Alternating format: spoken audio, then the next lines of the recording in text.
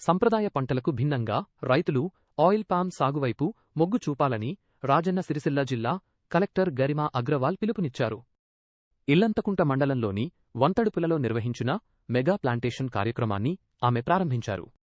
ఈ సందర్భంగా కలెక్టర్ మాట్లాడుతూ, ప్రజాపాలన ప్రగతి ప్రణాళికలో భాగంగా ఇల్లంతకుంట బోయిన, పల్లికోనరావుపేట, వేములవాడ, గంభీరావుపేట మండలాల్లోని సుమారు 40 ఎకరాల్లో ఈ ప్లాంటేషన్ చేపట్టినట్లు తెలిపారు.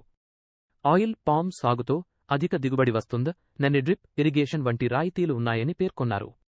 అంతర పంటల ద్వారా అదనపు ఆదాయం పొందవచ్చని సిద్దిపేట జిల్లా నర్మెట్టలో ఈ నెల 22న CM Revanth Reddy oil palm ఫ్యాక్టరీని ప్రారంభించనున్నారని వెల్లడించారు.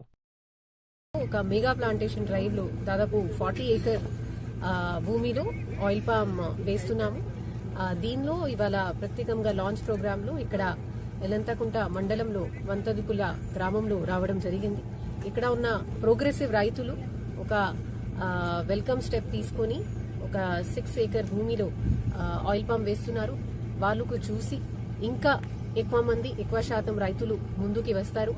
ఇప్పుడు ప్రత్యేకంగా మన జిల్లా పక్కనే కొత్త ఆయిల్ పామ్ ఫ్యాక్టరీ కూడా ఆనరబుల్ సీఎం గారు ఇనాగ్రేట్ చేస్తున్నారు. కాబట్టి అది చూసి ఇంకా చాలా మంది రైతులు ప్రోత్సహించి వాళ్ళు భూమిలో కూడా ఈ ఆయిల్ పామ్ పంటలు వేస్తారు.